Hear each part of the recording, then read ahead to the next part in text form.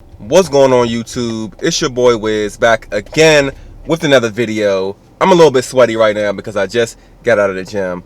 Plus I got some crazy acne going on over my forehead, but I wasn't gonna let that stop me from recording this YouTube video. So if you actually watch my channel, you would know that my channel is pretty much, I would say, 85 to 90% fitness content.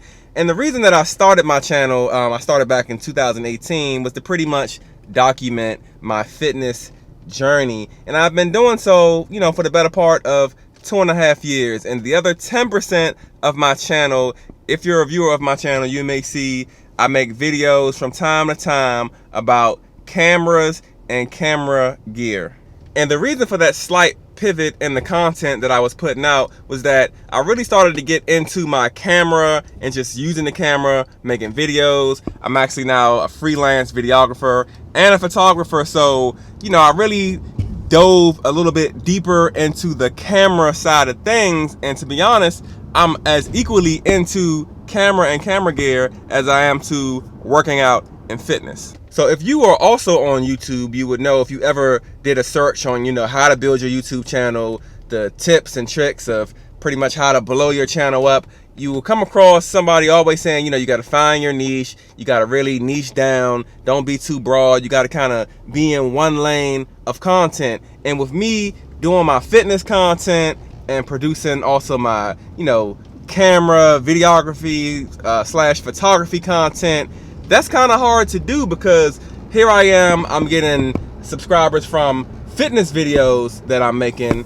And so when I drop a videography or photography related video, the people that subscribe to me from my, fitness content may be a little thrown off. And I feel like I've come into that problem, and that may be the reason why, other than not posting as much as I, probably could, that may be the reason why my channel isn't growing too much. So at that point, I really tried to niche down on my fitness channel. My name actually used to be The Fitness Wiz, and my whole logic behind that was, I'm gonna post quality fitness videos with some good quality information. People are gonna see what I'm talking about. They're gonna see that I'm The Fitness Wiz. I'm gonna build a source of reliability, in addition to looking the part, looking good.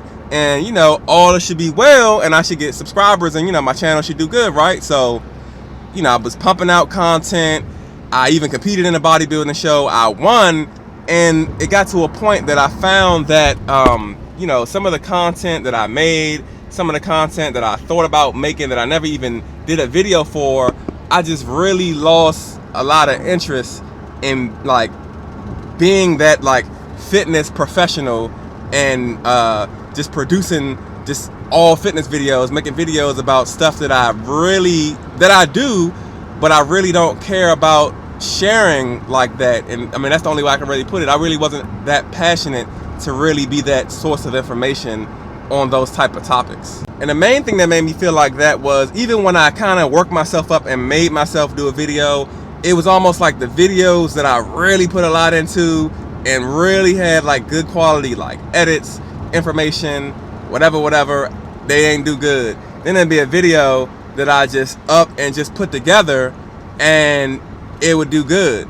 And to be honest, that's bittersweet because I actually thought about not doing YouTube anymore. Then a couple of my videos blew up. If you look at my channel, the video that that's number one pretty much to this day is a video I did about the best cardio machines for fat loss. And I literally recorded that video just on the whim. It wasn't planned. It was I had my camera with me. I was at the gym. I was like, hey, let me just do a cardio.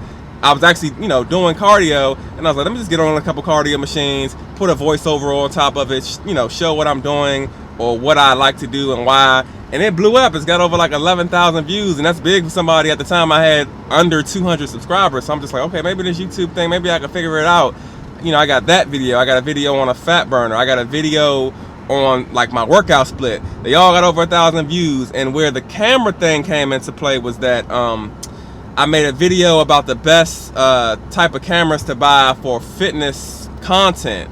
And that video really caught fire to the point that I was like, that's something I did in my house. I'm not setting it, dragging the camera with me to the gym. I'm not having to be all up in people's way and have to explain all this stuff that I really don't want to explain like that. But if I'm The Fitness Wiz, I have to, right? So I'm like, dang, like that video that I made about the camera, best camera for the fitness content, that was like all me, because it was something that I really like, struggled with at a point in time. I'm like, dang, what camera should I buy? Like, I did research, and I just felt like, it was nothing for me to just throw the camera up in the house and just record that video with all the knowledge that I've gained over the years. And like I said, it was surprising to me how it took off. I actually had links, Amazon links in my description. People started buying stuff on my links, and I'm like, man, like this feels just so much better than being the fitness whiz. So at that point, I just went ahead and just dropped the fitness whiz. I just went ahead and changed my channel to what it is now, my first and last name. And that's when I started posting, majority fitness still, but threw a little camera stuff in there here and there. And I'm still, doing research on how to build my channel, this and that. And it's like, I'm pretty much not doing what they're saying as far as niching down. I'm mixing photography and fitness, or videography and fitness. Again, I'm just like, well, damn, like I'm right back at square one. So the second thing I tried to do was I tried to start another channel. I actually tried to start another channel twice, the same channel. And I was like, well, I'm gonna do my fitness videos on, this channel, and I'm gonna have my videography, photography videos on the other channel. And then, I can just do it like that and mix and match. And then I'm also running into problems with that. Like, okay, what if my photography channel and videography channel blows up more than my fitness channel? What if I have my fitness channel as my first and last name, which, I'd rather that be the one that blow up. Which one should I put my first and last name on? Which, I'm just asking myself all these retarded questions. And I'm just like, man, at the end of the day, I just came to the realization that I want to make just content about, what I'm doing and what I care about. So I guess the whole purpose of this video, in relation to finding your niche, is just, do what feels right to you. If you don't enjoy making the content that you're making, and you're just doing it for fans or subscribers or views, it's not gonna last. It's not gonna fulfill you. And even if you're successful, if you're not fulfilled, you're not gonna be happy. At the end of the day, if you want to grow and really build a real fan base centered around who you really are, just be you. Just be you. Be creative. Make content, and then it's gonna catch fire with those who can relate. So that's pretty much where I'm gonna leave this video at.